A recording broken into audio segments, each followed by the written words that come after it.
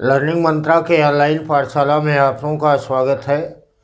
हम लोग आज के अपने इस क्लास में बात करने चल रहे हैं टीजीटी और पीजीटी तथा जेआईसी लेक्चरर की। आपको बात मालूम है के टीजीटी और पीजीटी का विज्ञापन शीघ्र ही प्रकाशित होने वाला है।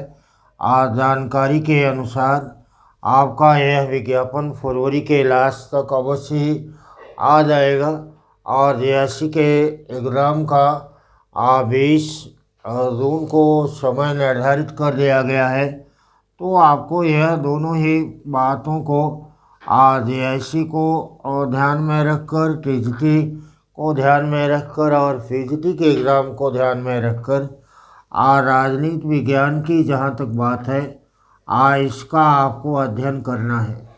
देखिए, इस राजनीति विज्ञान के अध्ययन के सिलसिले में हमने आपसे कई बार इस बात का जिक्र किया कि यह राजनीति विज्ञान कॉन्सेप्ट पर, दर्शन पर आधारित विषय है, इसलिए इसको रटने की गलती कभी भी मत करें, क्योंकि जितना ही हम लोग रटते हैं उतना ही हम लोग इसको भूल जाते हैं। इसके दो अगर बात किया जाए तो राजनीति विज्ञान के दो मेजर पार्ट हैं। अगर हम लोग देखते हैं तो एक है इसका राजनीतिक सिद्धांत और दूसरा है इसका राजनीतिक सिद्धांत तो दूसरा इसका पार्ट है जिसको कहा गया भारत का संविधान। भारत का संविधान यह मेजर पार्ट महत्वपूर्ण विषय यहाँ पर रखा गया है। अगर देखा जाए तो जेआईसी के लेक्चरर के संदर्भ में आपका जो पाठ्यक्रम निर्धारित है उसमें सिविक्स का नागरिक शास्त्र का अर्थ क्या है, परिभाषा क्या है, विषय क्षेत्र क्या है और उसके अध्ययन के कौन कौन सी पद्धतियाँ हैं तथा नागरिक शास्त्र का अन्य विषय के साथ क्या संबंध है, नागरिक और नागरिकता की प्राप्ति के और उसके विलोपन के कौन कौन से साधन हैं, ये अलग टॉपिक है। बाकी संपूर्ण पॉलिटिकल थ्योरी ही आपके एग्जाम में रखा गया। सिविक्स और राजनीति विज्ञान के अंतर्गत बहुत बड़ा महत्वपूर्ण अंतर नहीं पाया जाता है। अगला भारत का संविधान थोड़ा पब्लिक एडमिनिस्ट्रेशन और भारतीय विदेश नीति को इसमें रखा गया है। प्रीलिम्स टेस्ट के लिए आपको भारत का संविधान और राजनीतिक सिद्धांत का यहाँ पर विशेष अध्ययन देखना है और यह पार्ट टीजीटी का भी पाठ्यक्रम है। लेकिन इसमें सर्वाधिक महत्वपूर्ण पाठ बनता है पाश्चात्य राजनीतिक विचारक का, जिसका आपको अध्ययन करना होता है। आप इसमें अध्ययन करें प्लेटो से लेकर के कार्ल मार्क्स तक। इसमें प्लेटो से लेकर कार्ल मार्क्स तक का आपको अध्ययन करना है। और अगर आप बात करते हैं इसमें भारतीय चिंतन में, तो यह भारतीय राजनीतिक चिंतन के अंतर्गत यह अवधारणा इसमें आता है, जिसमें आपको अध्ययन करना है मनु का और कौटिल्य का आपको अध्ययन करना है। मनु और कौटिल्य के साथ साथ आपको आधुनिक भारतीय चिंतक का भी अध्ययन करना है। आधुनिक भारतीय राजनीतिक चिंतन के अध्ययन में आपको देखना है दार्शनिक और आधुनिकतावादी विचारक महात्मा गांधी को, जवाहरलाल नेहरू को आपको अध्ययन करना है। डॉक्टर BR अम्बेडकर को अध्ययन करना है। जयप्रकाश नारायण, मानवेंद्र नाथ राय और राम मनोहर लोहिया जैसे अनेक विचारकों का आधुनिक भारतीय चिंतक में अध्ययन करना है। यह बात तो आपको टीजीटी और जेआईसी लेक्चरर के संदर्भ में आपने इस बात को समझा। लेकिन अगर बात किया जाए पीजीटी के संदर्भ में अगर देखते हैं तो इसमें तीन बातें बहुत महत्वपूर्ण हैं। तीन बातें महत्वपूर्ण इसलिए हैं कि तीन बात उसमें महत्वपूर्ण यह है कि आपको पढ़ना है इसमें पब्लिक एडमिनिस्ट्रेशन, लोक प्रशासन का अध्ययन करना है। आपको इसमें दूसरा अध्ययन करना है तुलनात्मक राजनीति विज्ञान का, और यह तुलनात्मक राजनीति विज्ञान एक महत्वपूर्ण भाग है राजनीति विज्ञान का, जिसका आपको अध्ययन करना। तीसरा अन्य महत्वपूर्ण भाग है जिसको कहते हैं अंतर्राष्ट्रीय राजनीति एवं संबंध।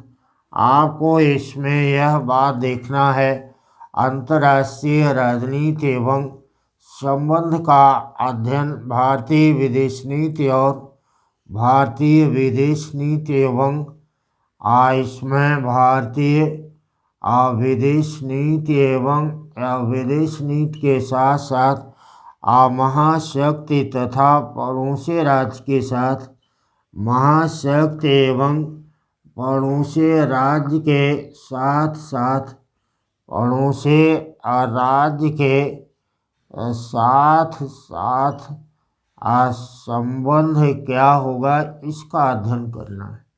देखिए, सबसे महत्वपूर्ण बात आपके इस एग्ज़ाम के संदर्भ में कुछ बातों का जिक्र करना मैं आवश्यक समझता हूँ। यह बात इसमें आपको हमें यह बतलाना है कि यह एग्ज़ाम बेहद आसान टाइप का एग्ज़ाम है, लेकिन आसान होने के साथ साथ यह कठिन भी है।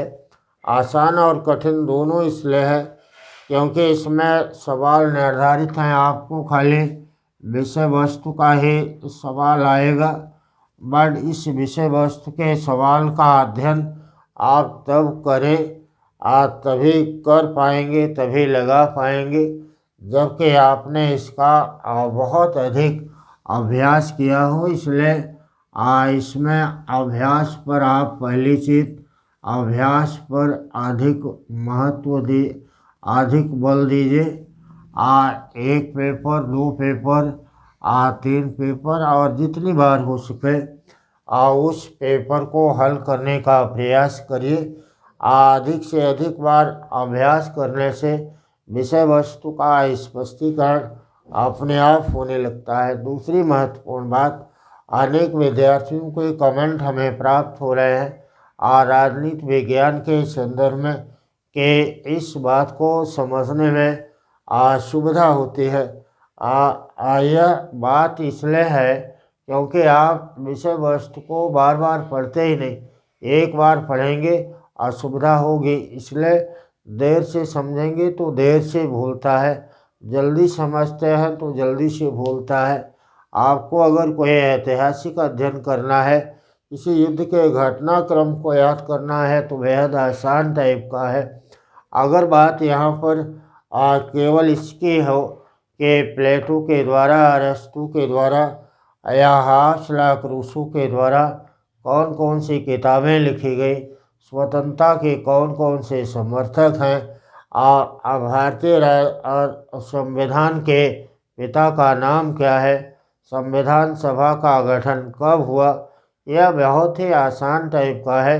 यह वन लाइनर, कुछ बच्चों ने कमेंट करके इस बात को कहा कि वन लाइनर सवालों को किया जाए।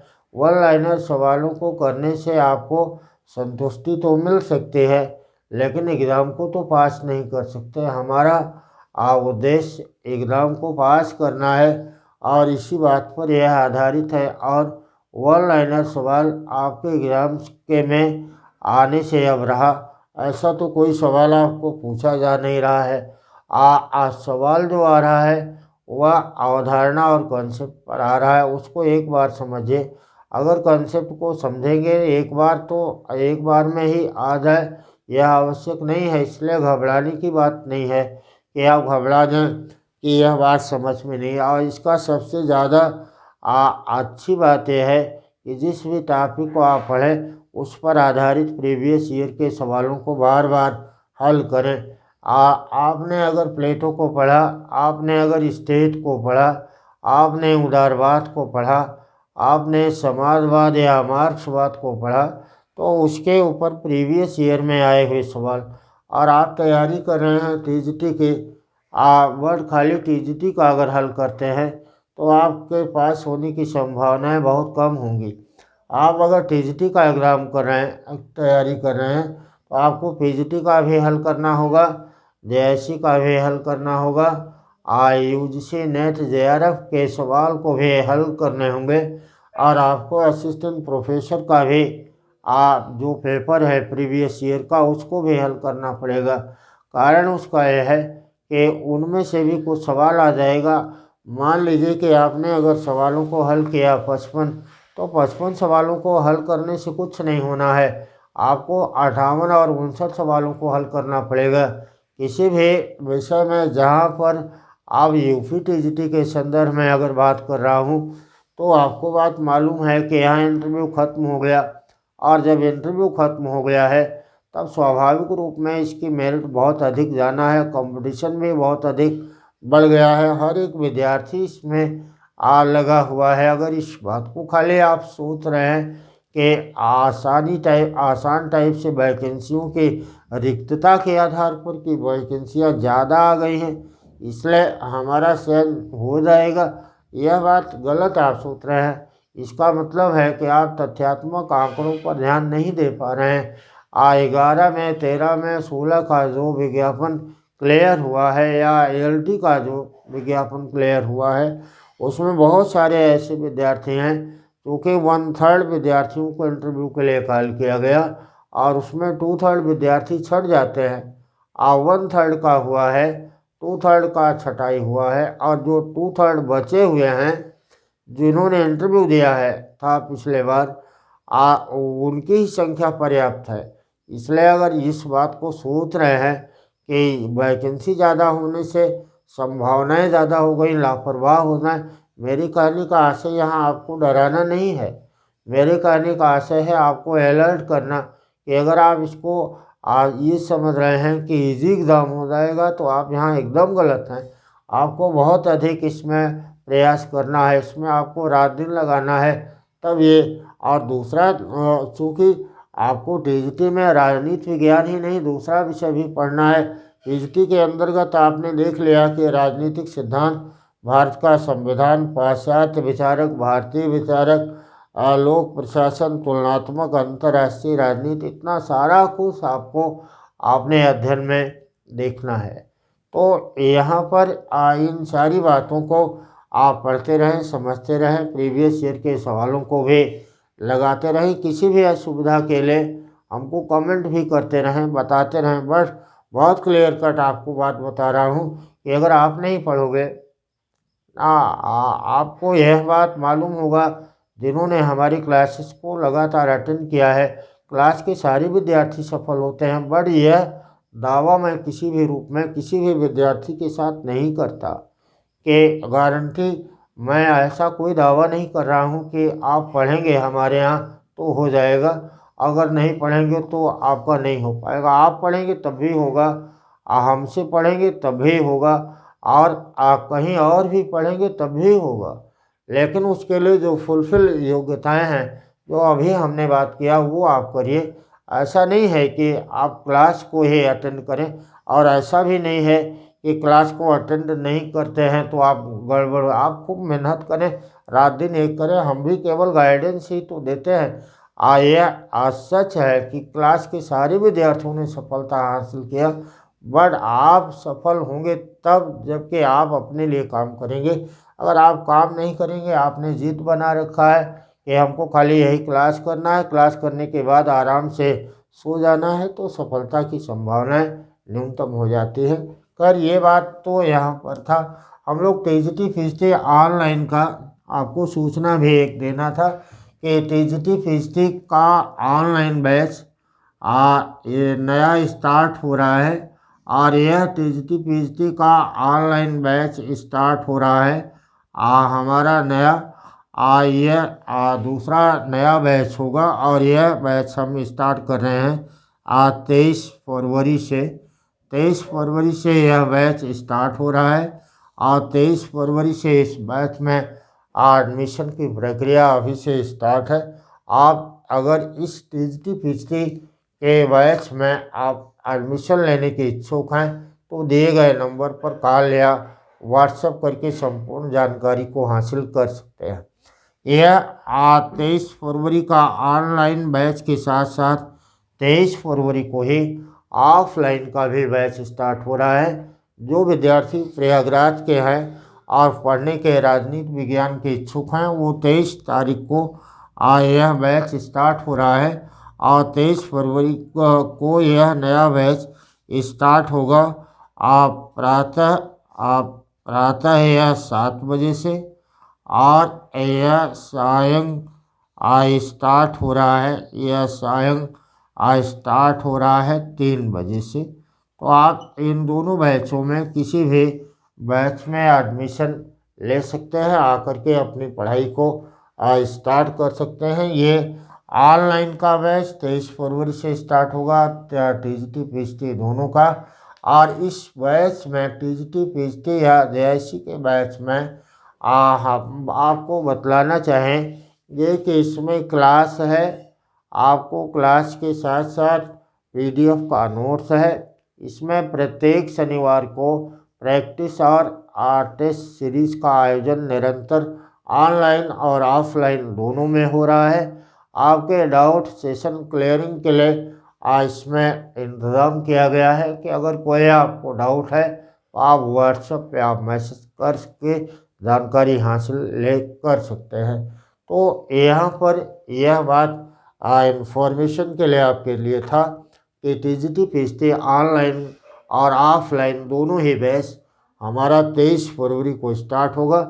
जो विद्यार्थी इच्छुक हैं उनके लिए यह सूचना है। लगातार आप कह भी रहे थे कि नया बैच स्टार्ट करने के लिए, तो उसी बात को ध्यान में रखकर यह नया ऑनलाइन का और ऑफलाइन दोनों बैच स्टार्ट किया जा रहा है 23 फरवरी को। तो हम लोगों के आज की बात यही तक थी। किसी अन्य मुद्दे पर पुनः बात करेंगे। तब तक के लिए धन्यवाद। जय।